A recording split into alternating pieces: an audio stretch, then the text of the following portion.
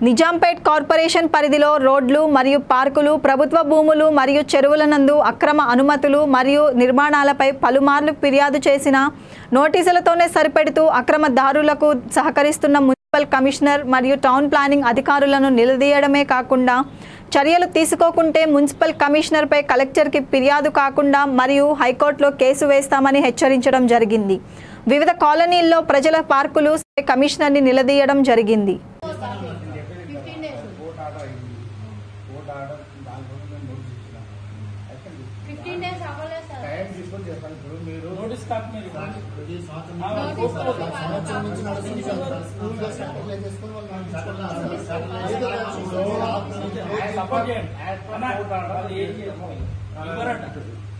ఏంది మేడం ఏం చేస్తున్నారు మీరు? అర్థమవుతుందా?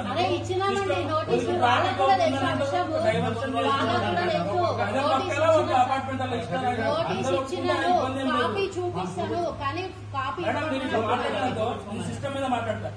ఇన్స్టంట్ పర్మిషన్ G+4 ఎట్లా కడుతున్నారు? ఏం చేస్తున్నారు మీరు? ఎన్నో రండి సిస్టమ్ మాట్లాడితే నేను మాట్లాడాల్సి వస్తాయి. నేను ఇన్స్టంట్ పర్మిషన్ల మీదకి ఇల్లీగల్ బిల్డింగ్స్ మీదకి వస్తాను. ప్రజలు ఇబ్బంది పడుతున్నారు. అపార్ట్మెంట్ బెదిరిస్తున్నారు తెలుసా? కాంగ్రెస్ నాయకులు బెదిరిస్తున్నారు. ఏంటి తప్పు చేసిందా? ఎప్పటి సార్ ప్రజల్ని వాళ్ళని ఇబ్బంది పెడుతున్నారు. వాళ్ళకి ఇబ్బంది లేకుండా మేము వస్తామా?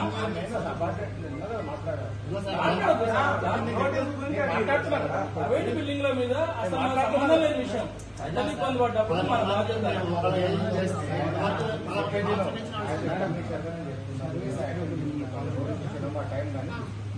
వాళ్ళు మాట్లాడుకుని కోఆర్డినేట్ చేసుకుంటే కార్పొరేషన్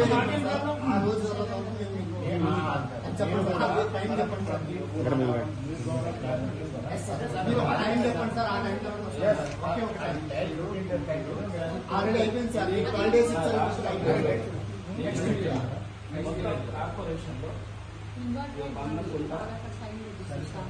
మన కాన్స్ట్రక్షన్ నోటీస్ ఇచ్చిండ్రు. ఇప్పుడు కూడా యాక్షన్ లేదు. బిల్డింగ్ అయిపోతుంది. ఇది మనం ఇచ్చిన CSB పాస్ కాదు. కార్పొరేషన్ ఇచ్చిన పర్మిషన్ నేను చెప్తున్నాను. వీడేం చేస్తాడు? దానికి ఫోన్ చేస్తాడు. మీరు చూడండి, మీరు నోటీస్ ఇచ్చి 6 నెలలు ఇదొకటి. ఇది మాస్టర్ ప్లాన్లకి. నమస్తే.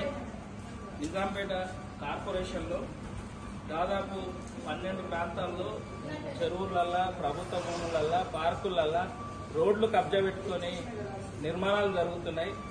దానికి మున్సిపల్ కార్పొరేషన్ కొన్ని అనుమతులు ఇచ్చింది. తర్వాత CSB పాస్ HMD అనుమతులు ఇచ్చింది.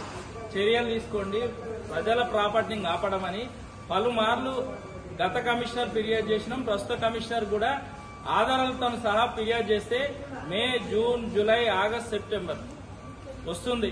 కానీ ఇప్పటి వరకు చర్యలు లేవు. పలుమార్లు అడిషనల్ కలెక్టర్ కు ప్రజావాణిలో ఫిర్యాదు చేసినా ఇవో తూతూ మంత్రంగా ఇవన్నీ కూడా నోటీసులు మున్సిపల్ కార్పొరేషన్ నుండి ఇవో నోటీసులు వస్తాయి. ఈ లవ్ లెటర్లు మాత్రమే, చర్యలు మాత్రం ఉండవు. కార్పొరేషన్ లో కౌన్సిల్ లేదు, కమిషనర్ ఉన్నారు, స్పెషల్ ఆఫీసర్ ఉన్నారు.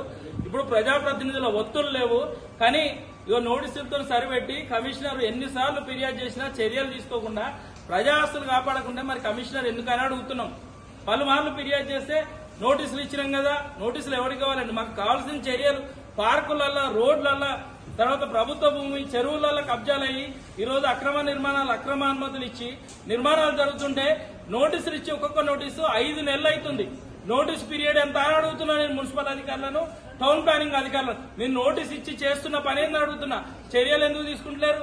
First notice, second notice, speaking order ఇచ్చి ఎందుకు డిమాలిషన్ చేస్తలేరు?